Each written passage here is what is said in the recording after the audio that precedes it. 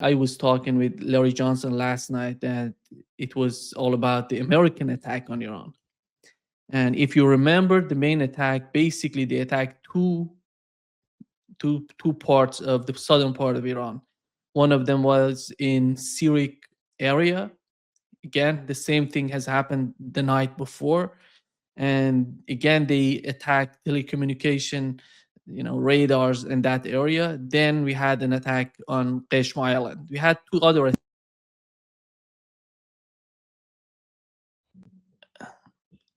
Okay, we had. Let me just. Yeah, I don't know. Yeah, it seems that my mic was off. So we had two minor attacks on two other islands, which was not significant when it came to to the impacts of those attacks. Then the Iranian attacks came after the live last night, and what we've learned so far from the Iranian sources that they said basically in response to what the United States has done, they attacked two air bases, one air base in Kuwait, which Ali Al Salem Air Base, and the Fifth Fleet in Bahrain. And I was expecting that they're going to attack some parts of Jordan. It didn't happen. It seems that after assessing the American attacks on Iran, that wasn't significant in their eyes. It seems to me that's why they didn't respond. They didn't attack Jordan. So, based on what we've learned so far, it says that the IRGC targeted 88 US military infrastructures, including strategic and highly populated shelters and marine control and data processing center, and the radars, communication systems at the Ali Al Salem Air Base in Kuwait and Fifth Fleet in Bahrain. This is the outcome, what we've learned from the Iranian sources. So the reason that we are having these sort of attacks between Iran and the United States basically is because the United States is trying to use the Strait of Hormuz. And the way that you have to remember what was the concept of Project Freedom.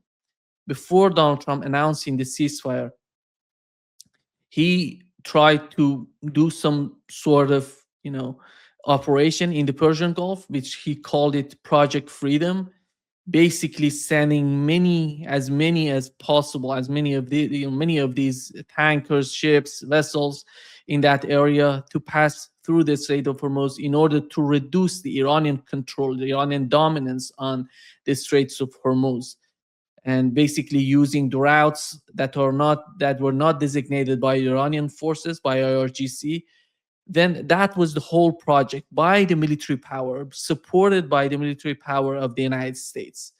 So that project, it failed in less than 12 hours. And he said that the project is done. We're done with that because Saudi Arabia, if you remember, Saudi Arabia with other countries together, they said, oh, we're not going to be part of this Project Freedom, because that would again make them the targets, the main targets of Iranian military for Iranian missiles and drones. That was the decision in those days. Then we had MOU, a sort of document between the two sides, a document to de-escalate. Basically, look at the points, look at the clauses in this document. It's all about how to de-escalate the situation in the Middle East, in the Persian Gulf, and in the whole, going not only the Persian Gulf, going to Lebanon. And I would say somehow it was in the mind of Iranian delegation that they're going to talk about Gaza and Palestine as well. That was the whole plan on the part of Iranians. On the part of the United States, the objectives were different. Donald Trump was desperate because he tried each and every solution. He did the attacks. After the attacks, he saw they were running out of targets in Iran. Then that's why we've seen how they attacked hospitals, bridges, all those infrastructures, civilian infrastructures in Iran, which wasn't, that much of burden or pressure on the military, because the military was somehow capable to protect itself and fight back and hit back on American bases in GCC countries and going beyond GCC countries, targets in Israel. So then it came with Project Freedom didn't work. Then Donald Trump came with the concept of blockade. I'm gonna put a blockade on Iran, and they're gonna, you know, they're gonna capitulate. Then what has happened later on? It was, he said that with the blockade, all their oil facilities gonna explode because they have to export the oil and gas, and without exporting it, everything gonna blow up, and everything gonna explode. That didn't happen, which I win, because we know the history of Iran. There were years, even during the first Trump administration, that Iran was not able to export a single barrel of oil out of Iran. So they know how to deal with these sort of problems. That wasn't a big issue for Iranians. Then Donald Trump came back, said, okay, everything, let's sign a document, MOU. And the MOU, basically what they're trying to do, in my based on what we've seen so far, is that he's trying to do the Project Freedom under the new document, Project Freedom, right now, using the tankers, the vessels, and convincing them that you can use the routes close to Omani border, or to Omani, uh, part of the Strait of Hormuz. So that's why you see Marco Rubio going to the region, talking with countries like Bahrain, Kuwait, and UAE, and trying to put pressure. I assume that he tried to do that with Saudi Arabia and Qatar and other countries as well, to put pressure on the Omani government, because right after the negotiations between Iran and the United States in Switzerland, Iranian delegation, once they got back home, they went to Oman and talked with the head of Iranian parliament, together with the Iranian foreign minister. They went to Oman, talking with Omani government to define the new mechanism of the Strait of Hormuz. And based on MOU and what has been documented in the MOU, they have to define a new mechanism for the Strait of Hormuz within the first 30 days, and after, in the aftermath of signing the document. So they were not wasting time. They went there to talk with the Omani government, and they had a joint statement after the meeting saying that the new mechanism is in the process of being defined. And during the 60 days, in the aftermath of signing the document of MOU, basically all these vessels, tankers, ships can pass through the Strait of Hormuz without paying any sort of toll or fee. And in the mind of Iranians, there are two arguments in Iran. One argument says they have to pay tolls, and we have to have some sort of toll system.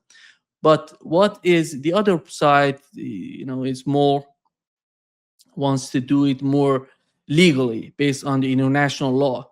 So they're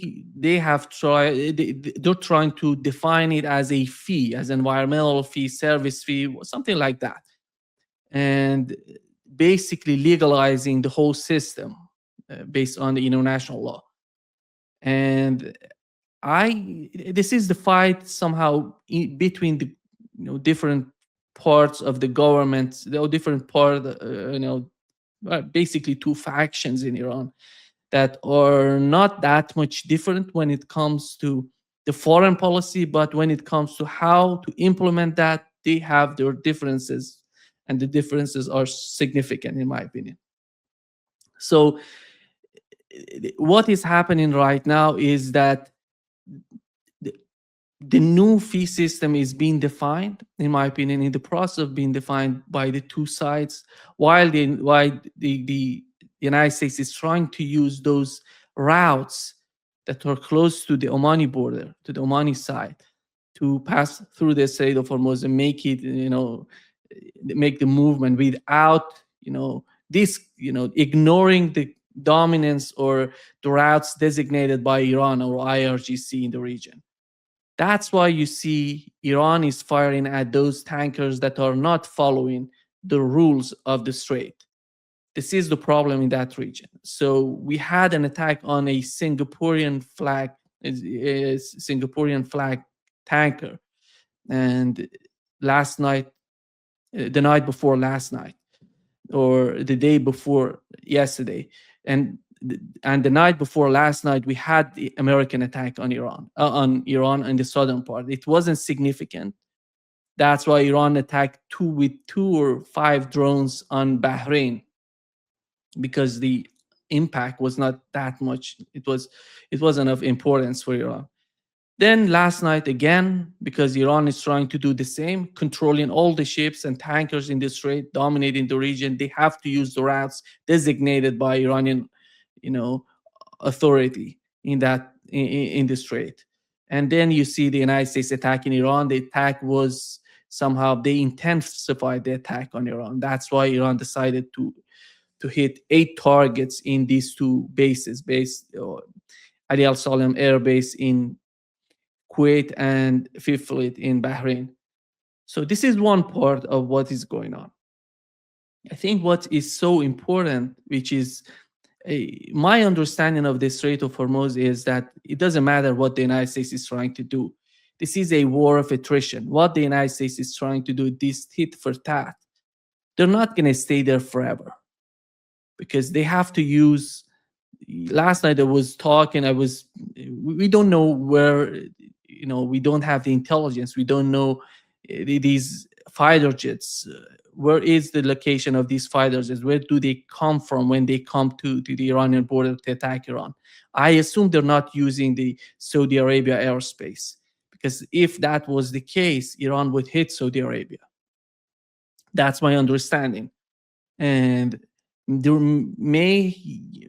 seems that they're using their aircraft carriers in the region, which getting to the Iranian, close to the Iranian borders, and getting going and getting back, it's a significant distance, and they have to be refueled in this sort of attacks at least 2 times, to my understanding. And then, is that sustainable for the United States? I don't think so. And I don't think that the GCC countries are prepared to provide the United States with those, sort of help with that sort of help that they have been receiving during the war, 39 days of war. So they have to stay out of the airspace of GCC countries. If they're using that, Iran would know that, and they're going to attack all those countries who are participating and cooperating with the United States. That's why I think that in a long run, this is a desperate move on the part of the Trump administration. And I don't know why are they doing this. Is that because we are basically, when we're talking about the Trump administration and their behavior and their decisions, basically are trying to find some sort of logic behind what's going on. There is nothing is logical, nothing is rational. They're basically decide on, maybe I don't know who's behind all these decisions. Is that Pete Hegseth, Marco Rubio, or Donald Trump himself? It seems that Donald Trump knows everything, and because last night again, he tweeted again that I'm going to wipe Iran out of the map. This is basically against what's going on in the first clause of the MOU between Iran and the United States. The first clause, let me read the first clause word by word. It says the United States and Iran and their allies in the current war declare the immediate and permanent termination of military operations on all fronts, including in Lebanon, and undertake from now on not to initiate any war or any military operation against each other. It's not against between Iran and Singapore or the Singaporean. This is the other concept. It's about Iran and the United States and their allies. Basically, they're talking about Lebanon, Iran on one side, and the United States and Israel on the other side. So, and to refrain from the threat or use of force against each other, and ensuring the territorial integrity and sovereignty of Lebanon. you know, for such a long time, you remember when Iran started negotiating or sending messages to the United States, even with the first negotiations between Iran and the United States in Islamabad.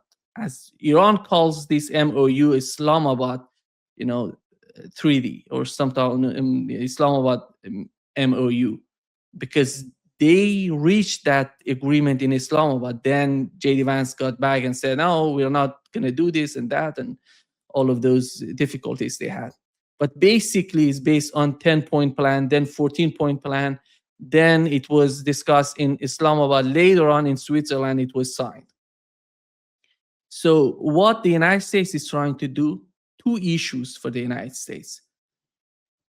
Because of the Strait of Hormuz, Iran had the leverage to put Lebanon in the MOU.